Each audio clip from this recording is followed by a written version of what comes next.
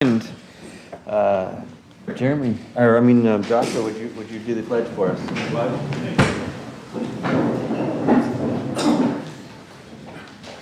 I pledge allegiance to the flag of the United States of America and to the republic for which it stands, one nation, under God, indivisible, with liberty and justice for all.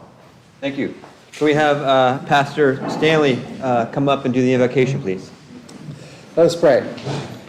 Our Father in heaven, we thank you so much for this day, for the opportunity to gather together with the leaders of our community.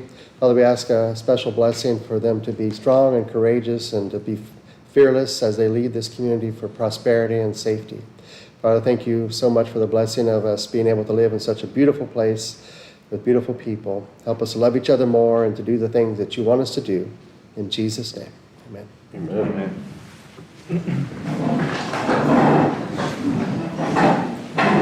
City Clerk, roll call. Commissioner Jackson. Here. Commissioner Williams. Here. Commissioner Wallace. Here. Vice Mayor Hutcherson. Here. Mayor Capizzi. Here. All right, can we get in approval of the agenda? I'd like to pull H2 for more discussion from consent. All right. Other than that, I'm good. Make a motion to approve the agenda with H2 pulled. I got a motion for the agenda with H2 pulled for the consent. Second. Got a motion and a second. All in favor? Aye. All opposed? Motion passes 5-0. Special presentations. We've got the Supervisor of Elections, Tim Balbanic. Thank you very much for being here and taking your time with us. Thank you very much, members of the council, Mayor. I really appreciate the opportunity to come out and talk today about elections here in Brevard County and specifically in Cocoa Beach. I wanted to start off by saying that my staff was out today at Cocoa Beach Junior Senior High, just catching the seniors before they leave.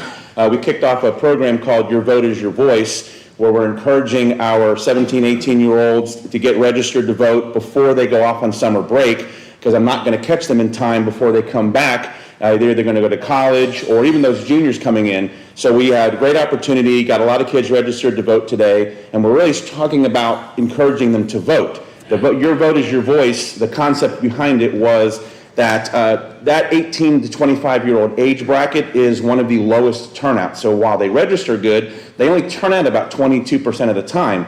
So we're trying to get the old adage that if you don't vote, you can't complain. But it's a little bit nicer to say your vote is your voice. And so we've kind of pushed that. So I wanted to thank my staff who went out today to that school over there. So just a little bit about Cocoa Beach. I had my staff pull some numbers here for me. As of 2 o'clock today, Cocoa Beach has 9,149 registered voters here in the city limits of Cocoa Beach. 2,200 approximately are registered Dem, 4,300 Republican, and another 2,300 or so nonpartisan or minor party candidates. So, we've got 3 locations here in Cocoa Beach. We did just recently move one of our precincts, Precinct 215, that was at the Church of Our Savior, had to move into Riverside Presbyterian Church because the Church of Our Savior declined to be a polling place going forward. So that is a change that some of the residents of Cocoa Beach will see. Unfortunately, I can't control who wants us in and out of polling places. But we're very appreciative of all the ones that do volunteer and have them. We do have Cocoa Beach Community Church, and then we have St. David's by the Sea Episcopal as well. So we're very appreciative that they're out here and helping us do those polling places. So the other stat that I wanted to talk about was from the last general election. So the city of Cocoa Beach had a 70% turnout in just the last general election, compared to countywide 58%.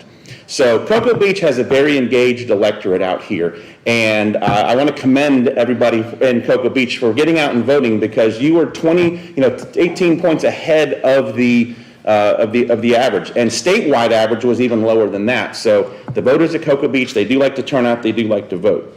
So why am I here today? It's to talk about being election ready.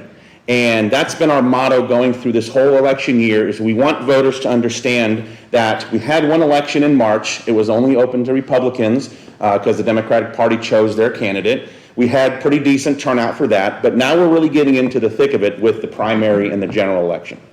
So first off, some important dates here is August 20th will be the primary election, and we will have 8 days of early voting, August 10th through August 17th.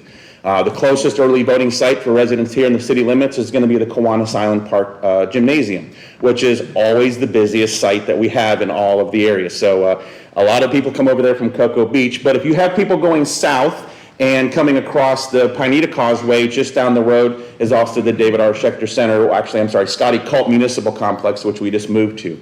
But any voter can vote at any early voting site. So while residents might live here in Cocoa Beach, they could work anywhere throughout the county. And so during that early voting period, you can go to any early voting site and we can prepare that mail ballot, we can prepare print that ballot for you on demand. Now, we also have mail ballots. Mail ballots will go out about 28 days or so before Election Day. And as a reminder, anybody can register to vote by mail. Now, if you voted by mail previously, one of the things that the legislature recently changed about a year or two ago was they wiped out all the mail ballot requests. So in 2022, we sent out 150,000 mail ballots to voters here in Brevard County, and of January 1st of 23, that number went to 0. Everybody has to re-request a mail ballot. We are back up to about 56,000 right now. So if you want to vote by mail, I encourage all the residents to go to my website, votebrevard.gov, and you can click on the request a mail ballot button at the top of the page, and it's a very simple, easy process. It's also very secure. You know, one of the things that they've changed in the legislature is enhanced security requirements for mail ballots. You have to provide your driver's license or your state ID number or the last 4 digits of your social security number in order to request a mail ballot. In addition to that, if you want that ballot sent to any address that isn't something that we have on file, let's say you're going to be going away, you have to actually print that mail ballot request and you have to submit it in writing with the wet signature. That's an extra security precaution so that, you know, if we have snowbirds who come and spend a lot of time in Cocoa Beach but then go away, that somebody that's there isn't taking their mail ballot from them. We're validating all of that information on the front end. And on the back end, every single mail ballot signature is verified against the signature on their voter record. So I have full confidence in our abilities here in my office to conduct safe and secure elections. So back to our election schedule, we are very, very busy this year. If you take the presidential preference primary, the August primary, and the general, we have 155 days of active voting going on in Brevard County. And the reason we have that is for every one of those elections, I have to send out overseas military and civilian ballots 45 days before the election. And then for the federal elections in March and November, we can count those overseas mail ballots up to 10 days after the election, as long as they're postmarked. Now, the big difference between Florida and some of these other states like Michigan, Pennsylvania, Arizona, where they're just counting weeks and weeks after the election, is here in Florida, we can start counting the mail ballots up to 25 days before the election.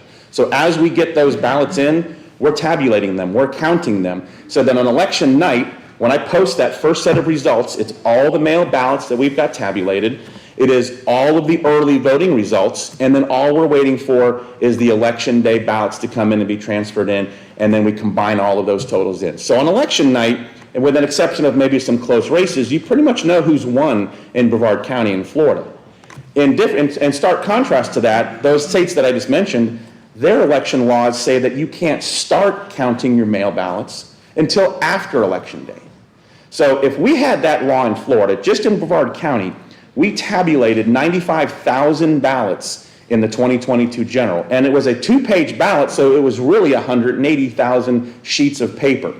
If I couldn't start counting those until after Election Day, then guess what? We'd be counting for another week or two afterwards as well. So, you know, we're blessed with having a great legislature who's kind of tweaked the laws here to make it to where we can have safe and secure elections and timely elections. I think that's the most important thing that we have here in Brevard County. For the general election, that will be November 5th. That's our presidential election. And we will have early voting October 21st through November 2nd. We do an additional 5 days of early voting for a total of 13 days because we want to try to get, we know that's going to be the big turnout election. Primaries have anywhere from 25 to 35% turnout. General elections, we will have, especially this election, I think we'll have about an 85% turnout. Now, I've been doing elections for 15 years. I've overseen 31 elections. And every presidential year, what I've been hearing about this election is this is the most important election of our lifetime. Well, I've conducted 4 presidential elections, and they've said that for every single presidential election. So I haven't seen anything where the earth is shattered or spun out of orbit after a presidential election, but they are very important. We are at a critical time here in our country, and I think politically we're about as divisive as we can come. So I think we're going to see a very strong turnout here, especially with some of the amendments that we have on the ballot this year. Those amendments tend to drive turnout to the polls as well. But the other thing that drives turnout is for candidates like you guys that have to run for those city council races. I tell people all the time that those local races, you guys sitting at this table right here, have an effect on their daily lives far more than anybody in the White House, anybody in Tallahassee, or sometimes even in the county commission. The local city council races in the towns and cities of our great county here, they touch their lives every single day. You're making very specific local decisions on their way of life every day. So we really try to press how important it is to not only vote for president, vice president, and so forth, but go all the way down. Vote for those city council candidates. Unfortunately, a lot of times they get left blank because people get down to a certain point and they just don't know who these candidates are. So we see the most undervotes in races such as city council races and so forth. So we really try to impress the importance of making sure that you vote every race on that ballot, educate yourselves on that.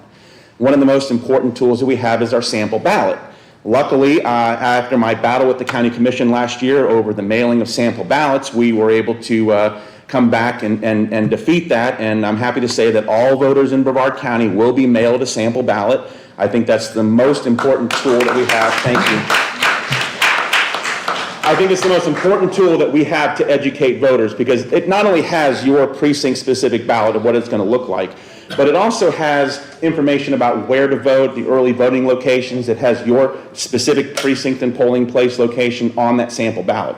And it gives voters an opportunity to research, especially the amendments. You know, we're going to have, I think, 6 or 7 amendments on the ballot already. The county's going to throw one on. And so for a voter to walk into a voting booth and to see the ballot for the very first time then, that's what's going to cause lines of people waiting to get to a booth and so forth. So we really wanted to make sure that that sample ballot gets to those voters. And I will tell you that when I go into the Kiwanis site over here, almost everybody walks in with that sample ballot. So they're educating themselves ahead of time, which is one of the most important things that you need to do. So to kind of wrap up, we've got 3 methods of voting here in Brevard County. We've got the mail ballot, we've got early voting, then we have election day. Election day is what I like to call your last chance to vote. Now, there's always a segment of the population who they are very hard fast. They want to wait on election day, they want to vote, and that's absolutely fine. I admire them for wanting to do that. But if you show up at 6:45 p.m. on election night and there's a line, don't blame me, don't get mad at me because you waited to the last 15 minutes to vote. You know, we're trying to even out, and typically we have about a third for the 3 different vote types. The 2022 election, we had kind of a heavier election day turnout, but I think we're going to get balanced out a little bit again. And we always look at that when we look at number of early voting sites, number of polling places, and so forth. But that election day, unlike early voting, you have to vote in your assigned polling place. So, you know, we will put up signs at the polling place that we no longer have here that declined saying, hey, you voters, you need to come down over here to this other polling place. We try to communicate that as much as possible to the voters. The last thing I want to talk about is election integrity. And this is one thing that I'm really proud of. We do a great job here in Brevard County. Unless you lived under a rock for the last 4 years, 2020 was a very contentious election. There was a lot of suspicions, a lot of concerns about the accuracy, the integrity of the vote here. And I can assure you that in Brevard County, we did an outstanding job. We had no issues. But I couldn't prove a negative. You know, we had people saying that the voting machines are hacked or all this other stuff. And I can't disprove a negative. There was no evidence of anything. All of our vote totals were accurate. People ask me, hey, do you think Donald Trump won? I say he did. He won by a landslide here in Brevard and in Florida. But I can't tell you what happened in another state. I can't tell you what happened in even another county for that matter. But I can assure you that how we do it in Brevard County is the safest and most secure. So in order to give myself a little bit of ammunition for this, we implemented a system in 2021 called ClearBallot. It is what is known as an automated independent audit system. And every single ballot, every single race, 100% of everything that is cast we audit those precincts. So when a voter feeds a ballot through a voting machine at an early voting site or an election day, or goes through our certified voting equipment at our office over on John Rhodes for the mail ballots, we feed it a second time through this automated independent system. And this system does not use proprietary hardware. They use scanners that you can buy at Office Depot, Staples, CDW. And we do a 100% audit of every race, precinct, and ballot in every single election. And, you know, everybody clamored for forensic audits after 2020. Well, I don't think you can do any better than a 100% audit of every race, precinct, and ballot. And just as a measure, in that 2022 general, we had 549,000 ballots, give or take, that were cast. And out of those ballots, when we ran and compared that to the audit system, and when you look at auditing, you have to look not only at the number of ballots, but the number of ovals that were completed. So how many ovals were filled out by voters across 540-something thousand ballots? And the answer was 7.9 million. We had 7.9 million votes across every single ballot in 2022. And when we compared the audit system with our certified tab system, we were 99.992% accurate between the two systems. You really can't beat that. We call that the gold standard of election integrity. People sometimes ask me, why isn't it 100%? The answer is simple. Some voters just don't know how to fill out a ballot. They don't know how to follow instructions and fill in the oval. They circle names, they check a box, they do anything else. And that's fine, that's the human error, but it shows that the system is accurate. And we've run it now for 4 elections. We've never had an election that's been less than 99.99% accuracy. So I very much appreciate your time. I'm trying to be respectful of my 15 minutes. I'm right there on the dot. That's it. Mark that. That's the first time ever. And I'm more than happy to answer any questions that anybody might have. Is that permissible for the public to? I'm sorry. Well, we're just going to keep it here. I'll follow you. I'm following you. Sorry about that. How long have you been the supervisor of elections? So I was appointed in 2022 by Governor DeSantis when our prior supervisor of elections, Lori Scott, retired halfway through her last term. But I was her IT director for 11 years prior to that, and then 4 years in the IT director for the Hillsborough County Elections Office. So I've been doing elections administration and running elections for 15 years, and I've overseen 31 elections. Awesome. Awesome. Thank you. Anybody else have questions?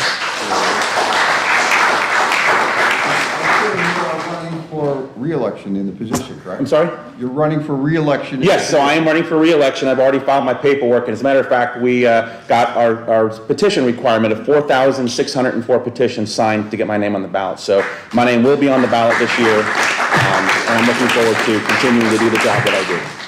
Was it a big learning curve, like to say if somebody came in that wasn't used to doing this, is this something that you think? Absolutely. You really have to have experience, especially when you're going into a presidential election. You have to know what you're doing in this. You know, it took me a long time to get through all of those bumps and everything when I first started 15 years ago. But I learned from all of the experience of the people who were in the office when I first started in the business.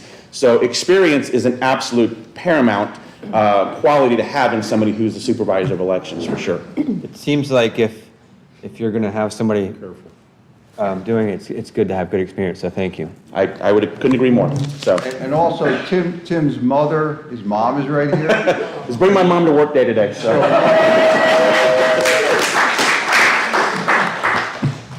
Well, I thank you all very much. I really appreciate the opportunity to come out and speak, and hope you have a wonderful evening tonight. Thank you. Thank you. Another presentation. This is the 2024 Community Sustainability Award, and we're going to have Caroline present this one. All right, so this is the award for the plaque for it. But, so the city of Cocoa Beach has chosen an individual who embodies the true spirit of community sustainability. It's with great honor that we present the 2024 Community Sustainability Award to Kelly Leineke and the Tiny Turtle Restaurant.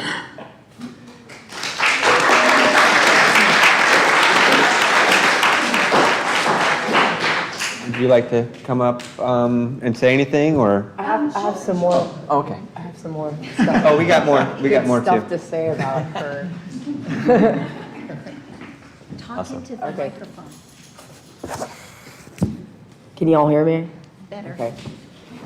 So Kelly's dedication to sustainability is not merely a trend, but a profound commitment to our community. Through her efforts, she has led the change on restaurant sustainability from her education outreach initiatives to her partnerships with like-minded organizations. But it doesn't end there. Kelly has taken tangible steps within her own restaurant, implementing innovative, sustainable practices that serve as an inspiration for others in the industry. With her efforts at reducing plastic and waste, she has shown us that small changes can make a big impact. Tonight, as we recognize Kelly in the Tiny Turtle restaurant, let us not only applaud her achievements, but also be inspired by her example. Let us all strive to be stewards of our environment and champions of sustainability in our communities. Congratulations, Kelly, on well-deserved recognition.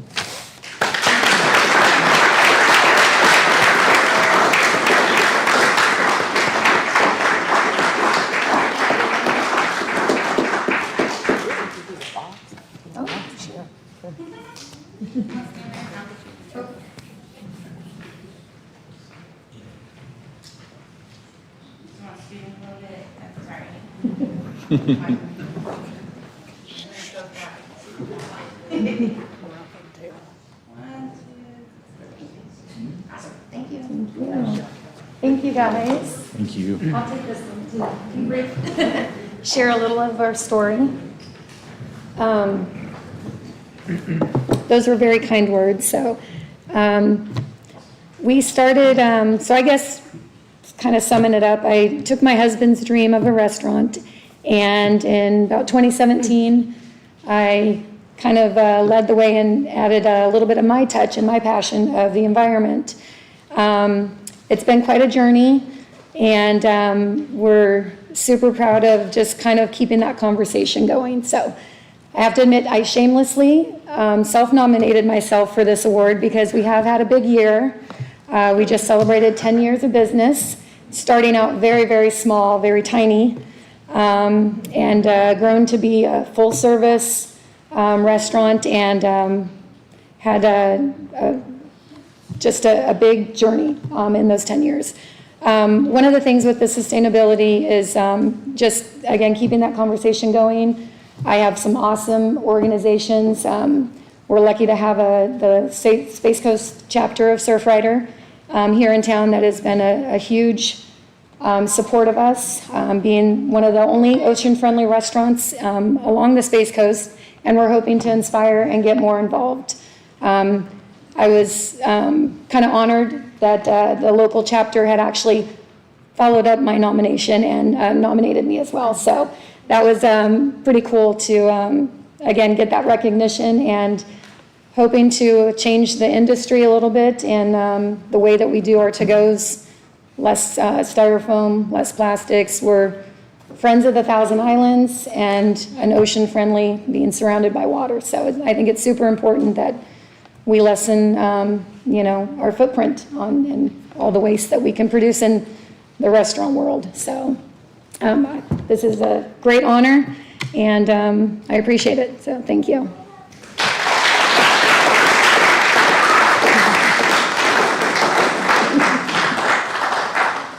Thank you, Kelly. I've been watching your business since the beginning, and I can say without a doubt, you by far exceed the standards, and your efforts are by far they're visionary, and it's amazing to see businesses like yours take it to the next level without being forced by government to do it, and go exceeding and beyond what's required. So thank you for taking those steps, even though you don't have to.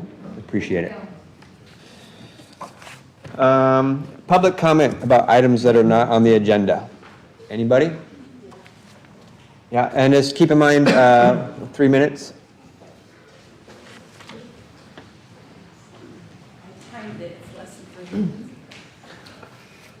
Okay. State your name and address, please. Good evening. My name is Casey Hahn. I live on Cedar Avenue in Cocoa Beach.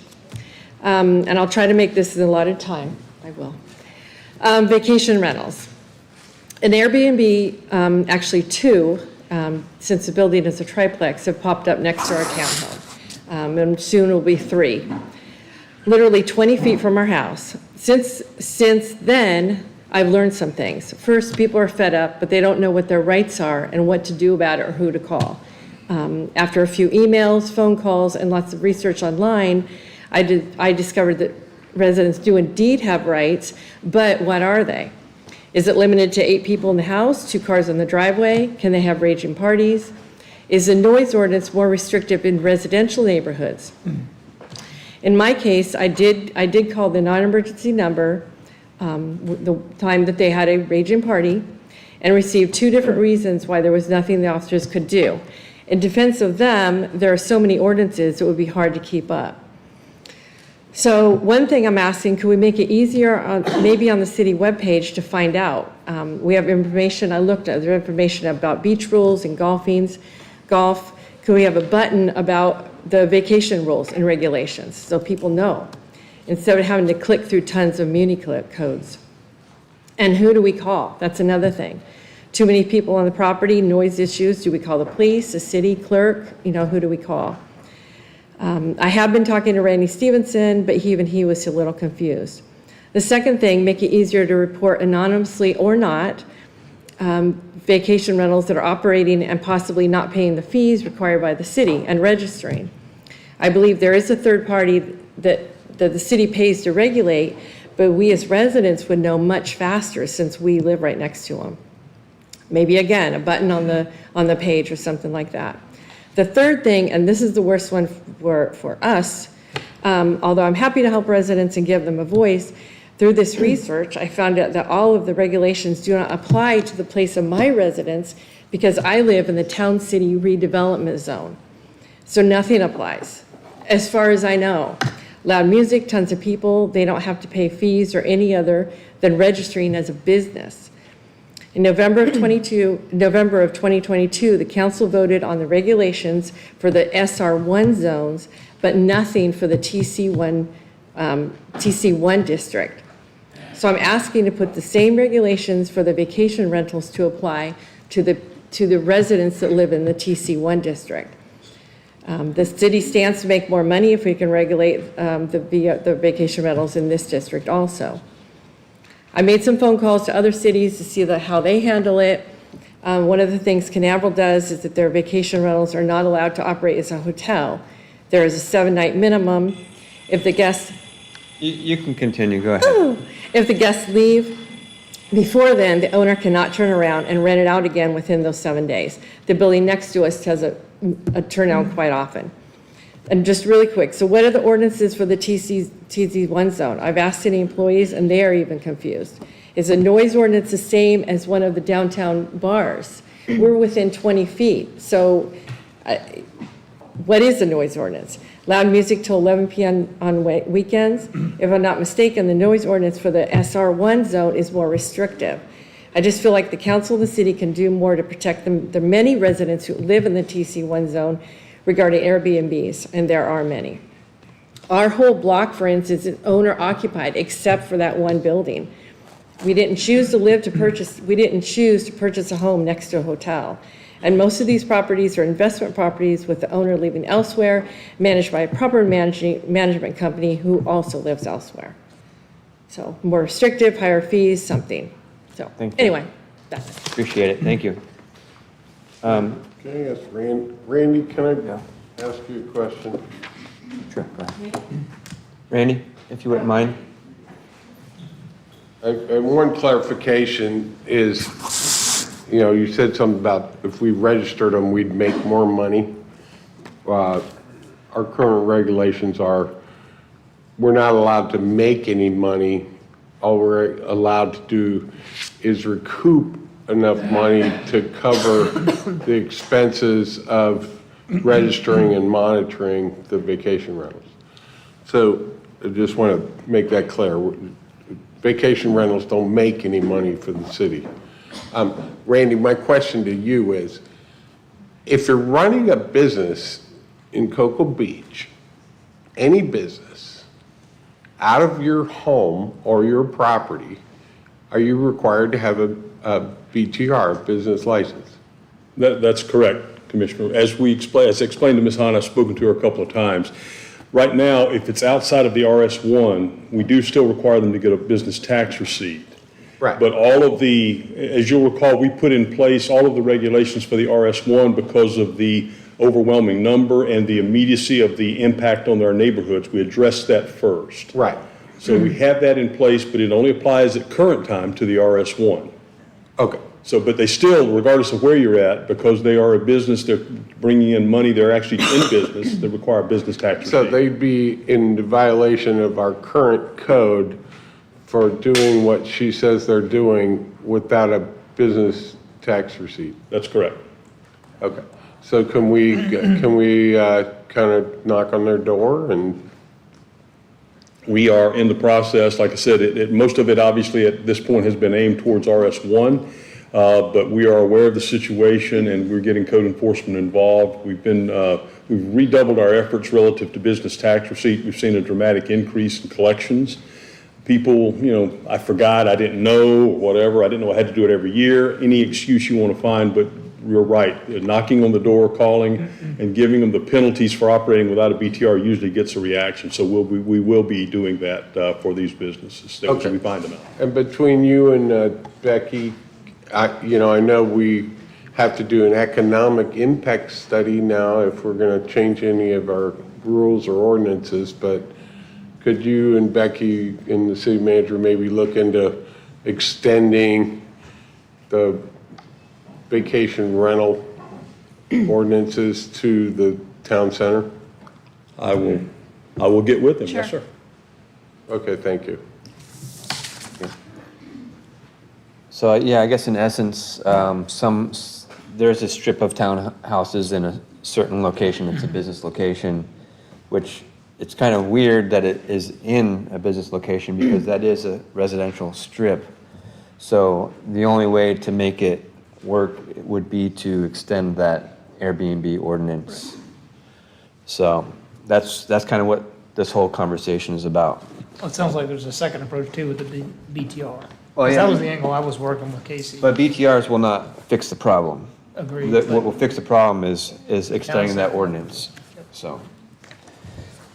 We just want people to be respectful of their neighbors. That's all we care about. Any other comments about items that are not on the agenda? State your name and address and 3 minutes, please. Sal Ragusio, 4100 Ocean Beach Boulevard. I just want to know if there's been any movement on a new ordinance for those sea vans that are distributing umbrellas and beach chairs at the end of Marion Lane. This was discussed about 3 meetings ago. We haven't, as far as I know, we haven't changed any ordinances or added any vendors. So there is, those sea vans are still sitting there, just looking like Are you saying sea veins? sea vans. People call them boxes. Okay. They're supposed to be updated, I believe. Is that correct? Nothing has been moved. Talking nothing's about been the beach painted. rental? The beach rental boxes where they're storing the chairs and all that? Yeah, we're in the process of redoing their agreements and enforcing a standard on everything. So that's in the, Do you know when we can expect anything to take place? This is something really that you can get with the city later on. I will do that. Not for public comment. No Back problem. and forth. Thank you. Appreciate it. Any other public comment? All right, we'll move on. Staff reports.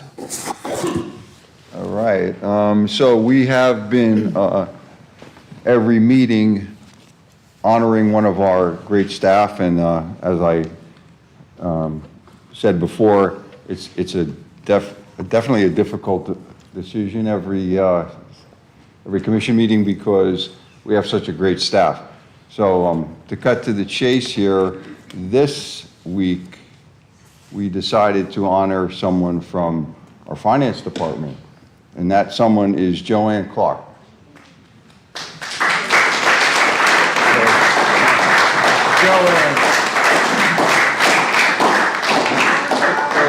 Let me read a little bit about Joanne and further embarrass her. Joanne has been a valued member of the Finance Department for 12 years. Her level of professionalism and knowledge is demonstrated on a daily basis. In FY 2023, she took over the primary point of contact for the audit and has implemented numerous improvements and processes. She manages the daily operations of the finance department and continually works to improve and update financial policies. Joanne can be depended on to step in and help in any situation that arises. She is a valuable asset to the department and the city, and those guys just came through the audit, and it was taxing at times, and it was very demanding, and Joanne, Patricia, the whole department did a great job, so I wanted to call Joanne out, and we have a nice little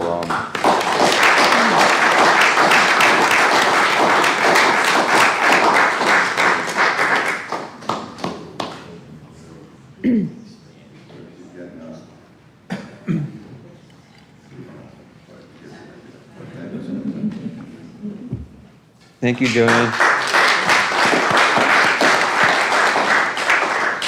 and that's all I got. Thank you.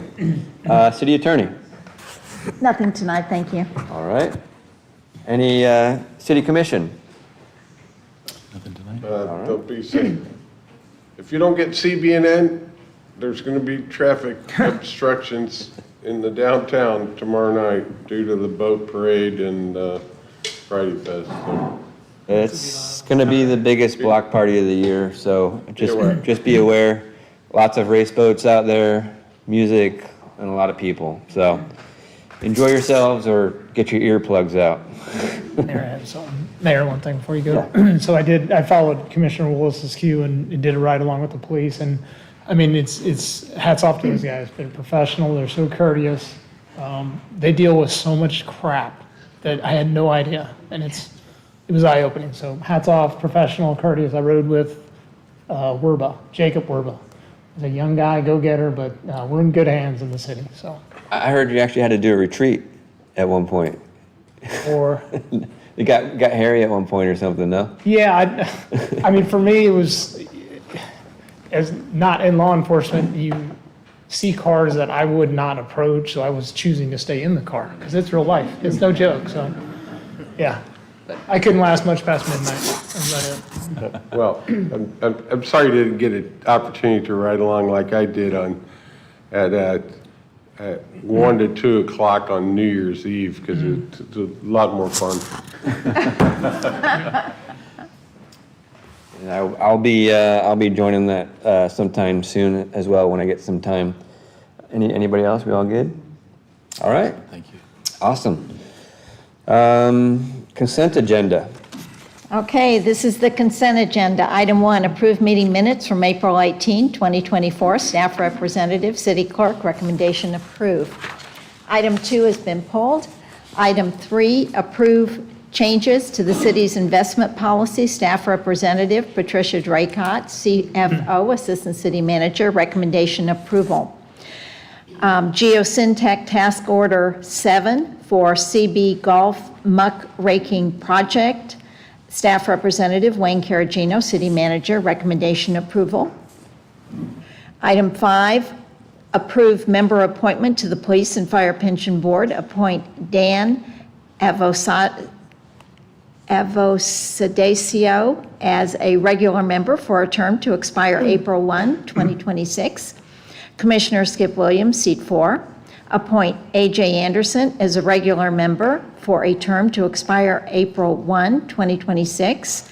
Commissioner Carolyn Wallace, seat 3. Representative City Commission, recommendation approve appointment. Item 6, confirm the following meeting, July 2nd, 2024, 6 p.m., fiscal year 25. Budget workshop, staff representative Patricia Draycott, CFO, assistant city manager, recommendation confirm. I moved to approve with one clarification from Karen. So Commissioner Willis's seat 3 expires before that term expires. Would that person need to be potentially reappointed by the next person in seat 3? Yes.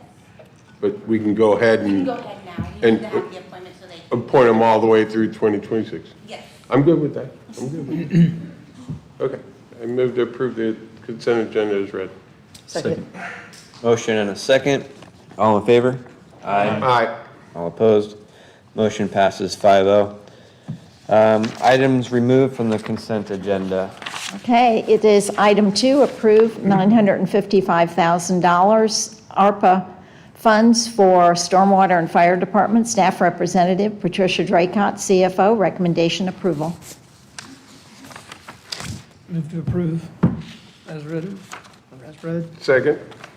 We got a motion and a second. Any discussion?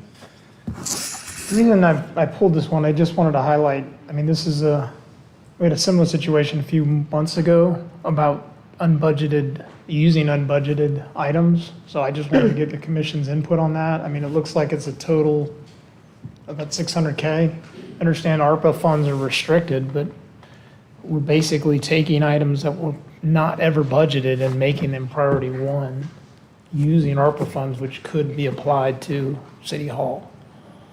So in terms of priority, I just want to make sure the commission's aware of the items that we're funding that are unfunded are priority over debt for City Hall. I think that's a good point. Patricia Draycott, CFO. So to answer your question, there's a couple of components there. One, we have to make a decision about our remaining unobligated, unspent ARPA funds. We have until the calendar year end to obligate. We've reached out to the U.S. Treasury for their definition of obligation. What they said is not only do you, the commissioners, have to commit those funds to a specific project, but we also have to have it either under contract or an invoice in place for those projects. So simply having it come to you and have your approval to use those out of time to obligate those funds. If they are not obligated, we will have to return them. So we are looking at our projects that are in our CIP that we can potentially use these funds for. We've chosen to bring the stormwater project to you in the term of the valuation study for a couple of reasons. One, your stormwater fund hasn't had a rate increase for several years, and we will be bringing the rate study to you hopefully on the July 18th commission meeting. But there is not a lot of cash available for the projects right now in the stormwater fund. By using the ARPA funds for the valuation study, it helps the stormwater project to continue to move forward with meeting the projects while not tapping further into their cash resources. It also, the valuation study is something that we have to complete to be eligible for a lot of the grants that we could potentially apply for. So that is why we identified specifically that valuation study, even though it is not in the 2024 budget. The concern was if we waited to get it into the 25 budget and then brought it to you, we might not have time to go out for bid and get this actually contracted in time before the end of the year.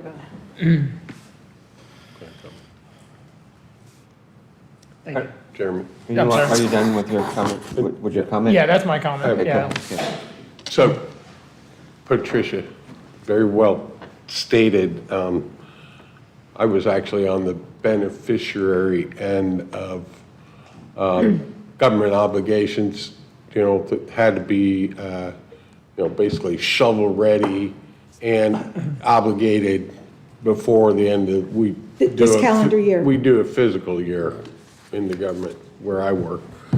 And fortunately, I had a whole bunch of things that I'd been funded for design, which were completed, which were shovel-ready, but they hadn't budgeted me the money to actually do the builds.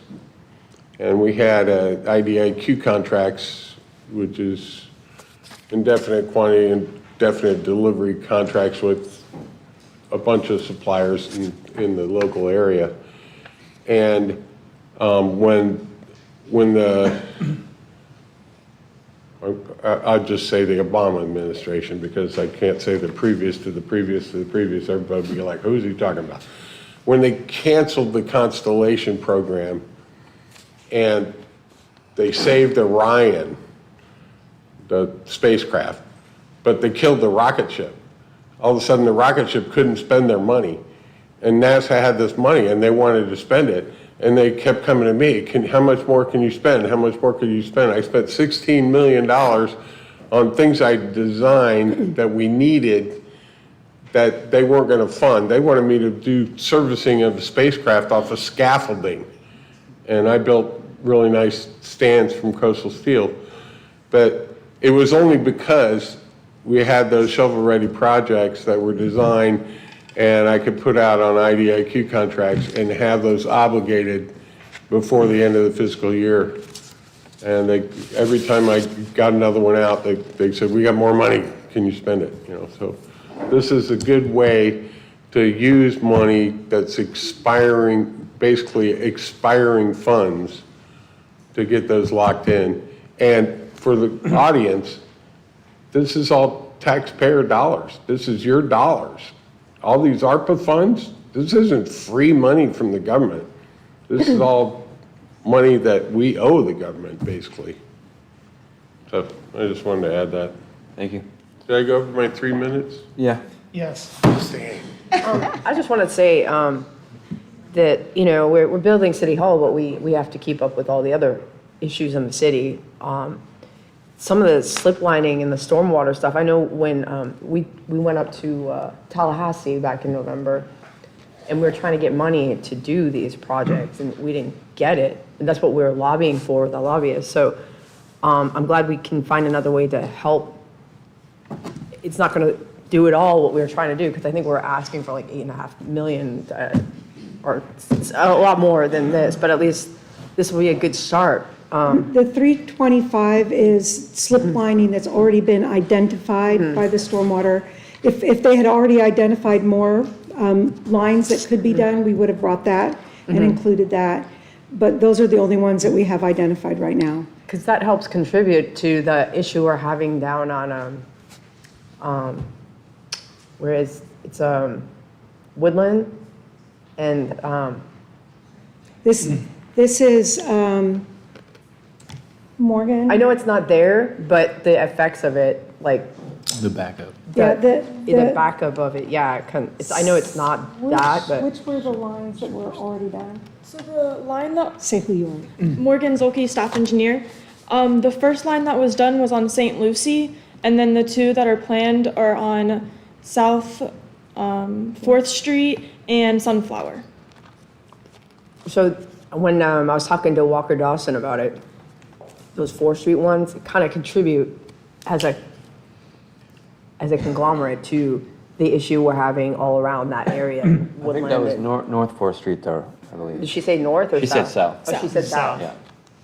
But still, we have like an overall issue with that, and our stormwater lines are really old, and we haven't done anything to them, and they're neglected, and we have stormwater issues everywhere, and so we got to start working on that, and we can't neglect that. And the fire station caulking, we need to get that. Can you explain that a little bit? Yeah, so it's the type of material that thank you, Morgan, the type of material that building is constructed. The recommendation is every 5 years, this caulking get redone. And that building has been in place now, I believe, 7 years. And so what's happening is as those seams start to deteriorate, they're finding that they're getting leaks.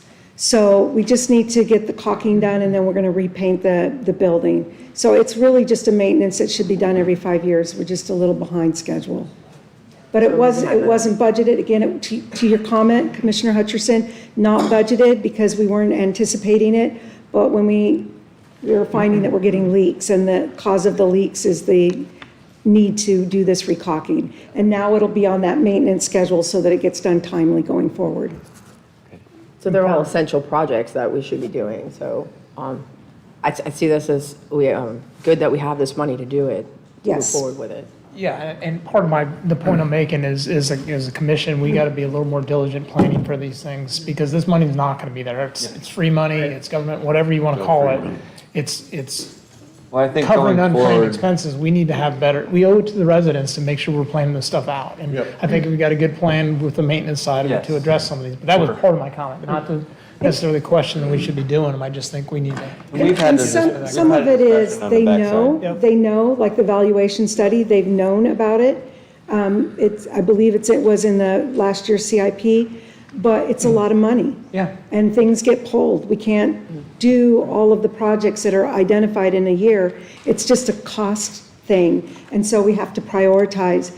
But as it comes to now applying for some of the grants for some of the upcoming projects, it keeps coming back that without this valuation study, we're not going to be eligible. So what didn't seem to be much of a priority now is becoming more so.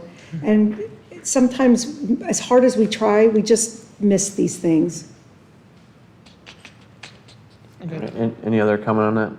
All right. Forgive me, I'm not, since this was a consent item, are we taking public comment on this since it was pulled or no? Is there any public comment on that? No. I know it's consent, but we got pulled, so.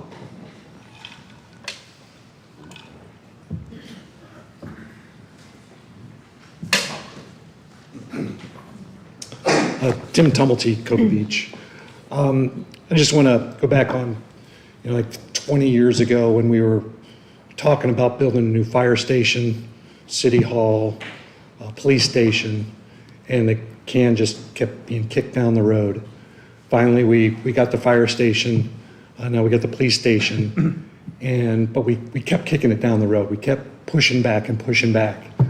And the further you push it, the more it costs and the more chance to miss these opportunities to use funds like these ARPA funds.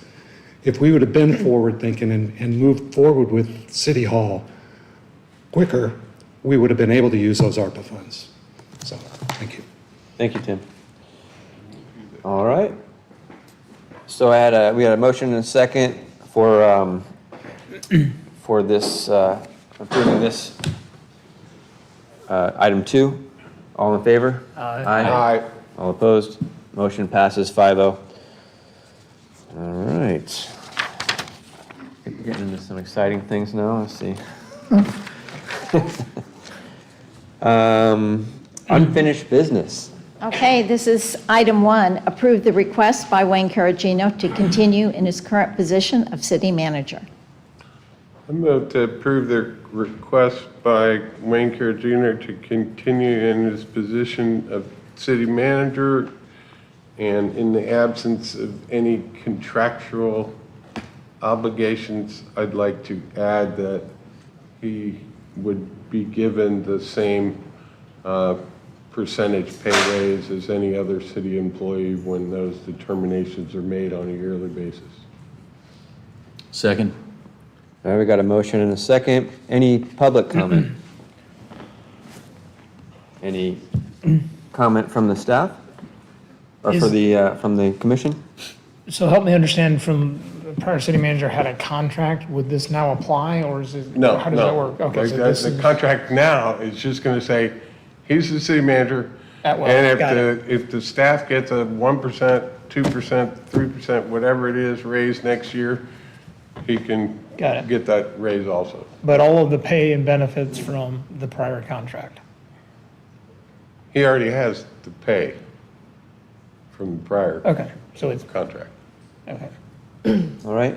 I just want to say it's been a pleasure working with you, Wayne. This guy is not afraid to do what it takes to get stuff done. We are at a point right now where our departments are starting to move very efficiently. Tim had talked about kicking the can down the road from years to years, and a lot of times we've had city managers that were unable to make some of the hard decisions that need to be made. And I think Wayne has shown in these last few months that he's up to the task, and I'm really proud of him for doing what he's been doing. He's keeping the city employees accountable for the residents' money, basically. He's making sure that they're working for you. And I don't know if you've noticed, but a lot of people have. The maintenance around the city, the golf course, the tennis courts, down Minuteman is all starting to come up to par. And for me, I'm really excited to keep you on. And I think you're doing an excellent job, and thank you. Yeah, I wanted to say you took over and really owned it, despite the conditions you took it over in. And I think you did an awesome job, and you really stepped up and took care of everything, and really got in there and did what you needed to do. And I'm really proud of you too, and thank you for doing what you do. So I'm glad you want to keep doing it. So. Thank you. Okay, so, great job. I'll say a few things. I love the team approach of recognizing employees. Wayne is the first to admit he's not going to be the jack of all trades, so he engages folks. We've got some young talent that I think we can cultivate. So for sure, it's in bringing in this team approach and more in the conservative vein that I wanted to see in terms of financially. So kudos. This was not a question. I just wanted to make sure the contractually we were tied off. It was not a question of performance at all. So great job. Anybody else want to say anything, or we good, ready to vote? I'd like to comment. Wayne, just to pile on, these past 6 months have been remarkable. If you weren't working for Cocoa Beach and stealing you for Space Force would not impact our city, I would. In terms of leadership, in terms of effectiveness, it's rare to find somebody, and not to knock government, because I'm in it, right? But to find somebody who is effective, who is also a balanced personality and intelligence, who can lead people and take care of them, and you've got it, and I really admire that, so thank you. Thank you so much. Did we give you enough validation? Keep doing a great You guys job. are going to make me start crying. All right, I'm done stroking your ego. All in favor of keeping Wayne on? Aye. Aye. All opposed? Motion passes 5-0, Wayne. Thank you very much. Yippee.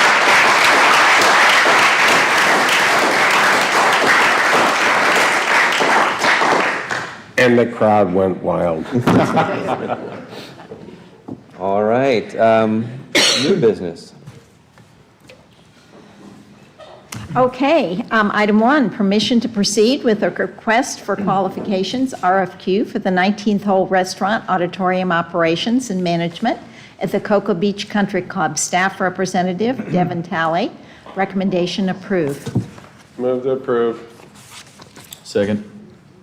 Got a motion and a second. Any public comment? All right, any comment from you guys? Oh, Let's just move through this. all right. Oh, I think Tim. Oh, go ahead, Tim.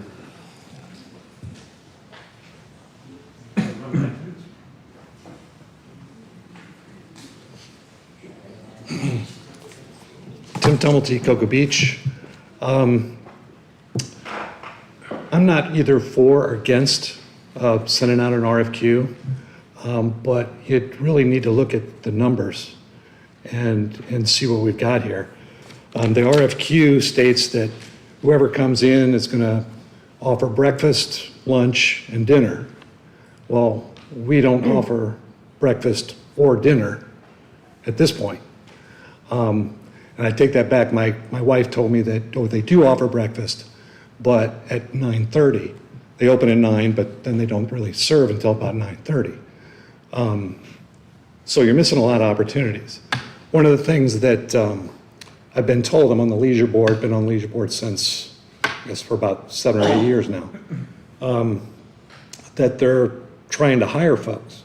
The reason they're not open from 7 in the morning, because the golf course is open at 7 in the morning, folks come and they can't get coffee, for example. They can't get, a breakfast sandwich or bacon and eggs or anything for breakfast at 7 o'clock in the morning because the restaurant doesn't open till 9.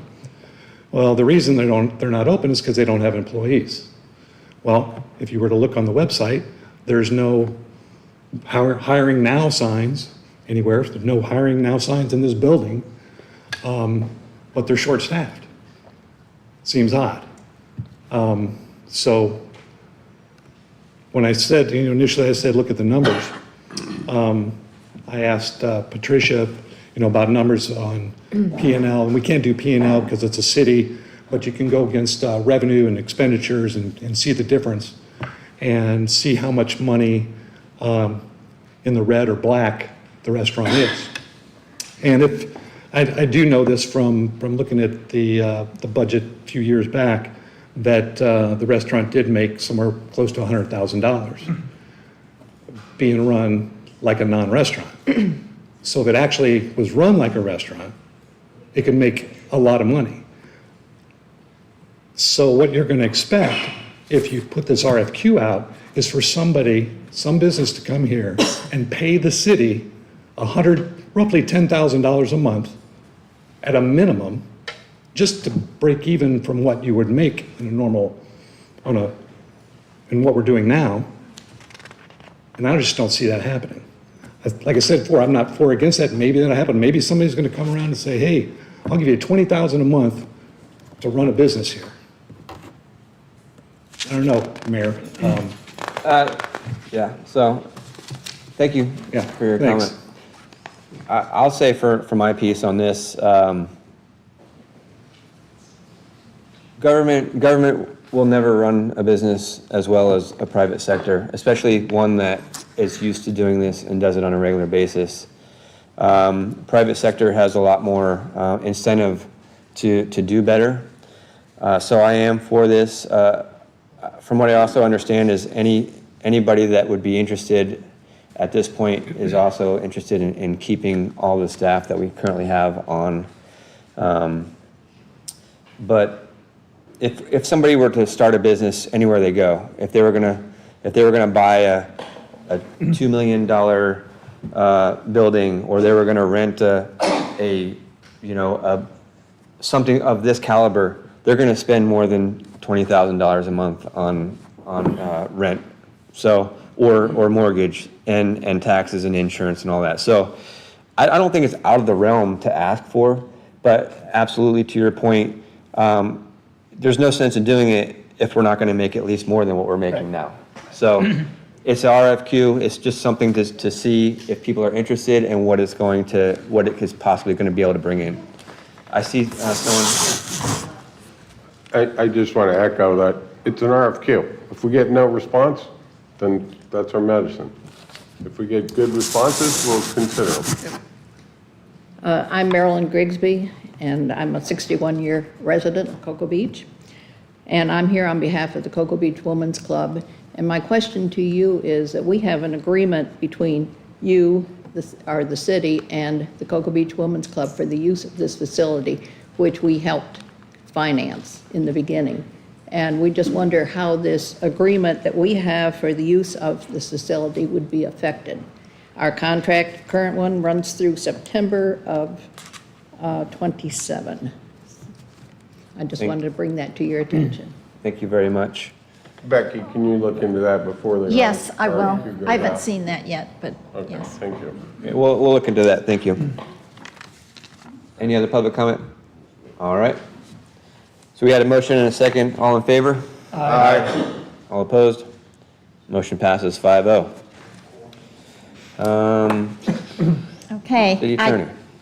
Item 2, discuss the property at 3570 Ocean Beach Boulevard and the potential future usage of the property as ADA Beach Park. Commissioner Representative Skip Williams, Commissioner. Recommendation, discuss. I move to discuss Ocean Beach Boulevard. You dying for lack of a second? Can't you do it or Do we not? move to discuss, or do we move to vote on it and then discuss the motion? move- No, you can move to discuss. Discuss. Yeah. Okay, I'll second. Okay. Who wants to kick this one off? I'll kick it off. All right. So let's go ahead and flip to the next slide. So there's a piece of property on Ocean Beach Boulevard. It's just north of Westgate. And it used to be an Air Force radar site starting back in the 50s. And it was a tracking site for rocket launches. Functional through Apollo, at the beginning of shuttle. And, I've been watching it for a long time. But a little over a decade ago, it was decommissioned. And the government, and I work for them, and some of us else work for them, they move kind of slow. So it took them till, you know, quite a few years. I think it was like 2014 before they actually demolished the building. You know, it had power, it had sewer, it had bathrooms. All those utilities were fed to that site. And then they left it as mowed property for the past 10 years. Well, back in Bob Micah's day, followed by Jim McKnight's day, followed by Robin's day, followed by Wayne's day, I've been keeping the feelers out through the Air Force as to, you know, what they're gonna do with that property, Because I know from working for the government that just like the city, you know, if we own property, but anyway, the government owns the property, they have a pecking order. They say to anybody else in the Air Force, do you want this property? Do you have a use for this property? Do you have money to spend to develop this property? And that call has already gone out, and I think it's about expired. It might be expiring right about now for the Air Force to say we want to keep it. Then it goes to the Government Services Administration, and they put it out to the rest of the federal government agencies and see if there's any reason that they want to keep it. And then we get the opportunity to get it back because I think we basically gave it to them back in the heyday. So what I'm proposing is to let me move forward with a letter to those folks to say, well, you know, just give them a little incentive that we want to actually do something with the property besides hold on to it or split it between the condo and Westgate and give it away, which is the only thing we can do with city property. So I'm asking for approval to move forward with this proposal to the federal government to say, hey, by the way, we're really interested in this property. We're so interested, we already put together this conceptual plan for an ADA beach park. It has 10 ADA beach spots. It has 5 regular ones, and that's for if you had an ADA relative and you were going to meet them at the beach, you know, you'd have a place to park too. Make it where if you have a city sticker, you actually have priority. That way you don't have to pay to park there. For people that are from out of town and to keep overflow parking from nearby hotels from taking up all the handicap spots, you'd make it where you had to actually pay. Have it open, you know, we can talk about hours later, but, you know, 6 to 10, have an ADA compliant bathroom, just two bathrooms. I don't know if I'm going to get away with having one be men's and one be women's or how to make that happen, but have 2. At least you have redundancy in case one of them gets plugged up. You know, have a ADA water fountain where you can hit your knees with it if you're in a wheelchair to get the water to flow. Or maybe a water filter thing there, put your water bottle up there so you don't have to use a bunch of plastic water bottles.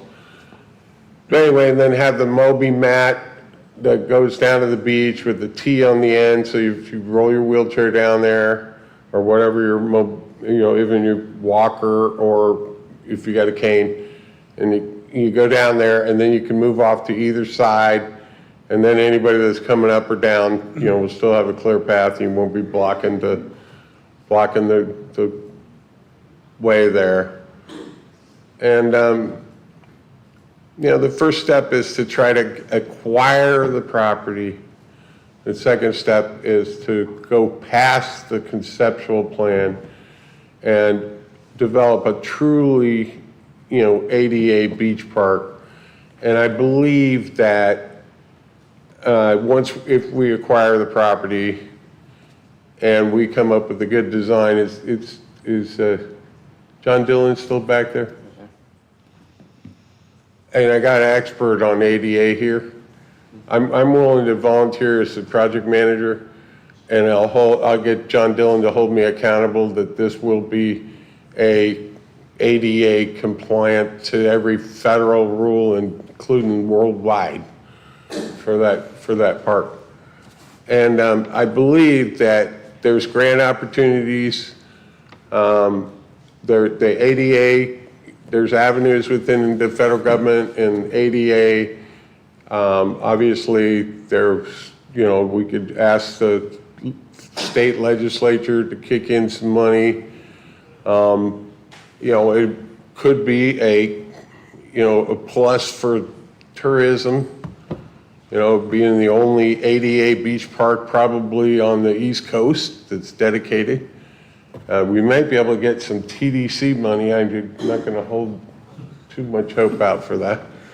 But that would come later. The first thing is to convince the government to let us acquire the property. And I just wanted to float this idea because after I've been following this for over a decade, it's becoming time is of the essence.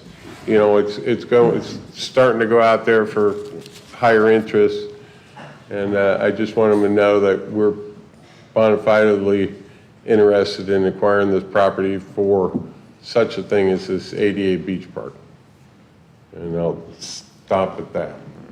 Thank you, Skip. Anybody else want to say something? Did I go over 3 minutes? No, you're good, man.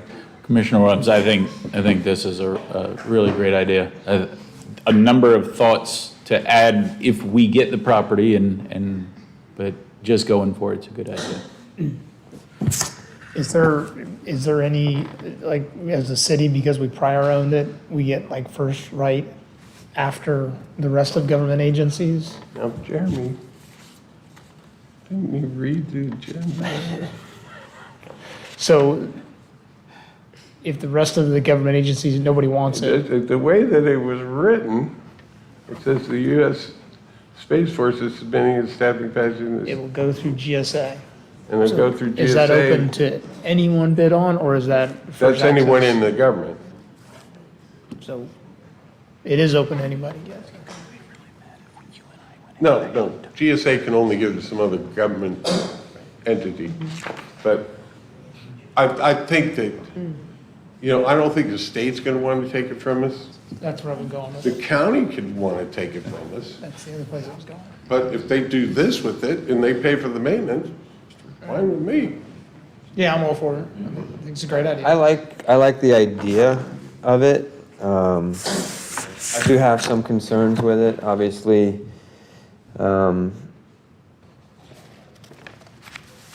We do have projects that we also that are very important that we need to kind of look at as well.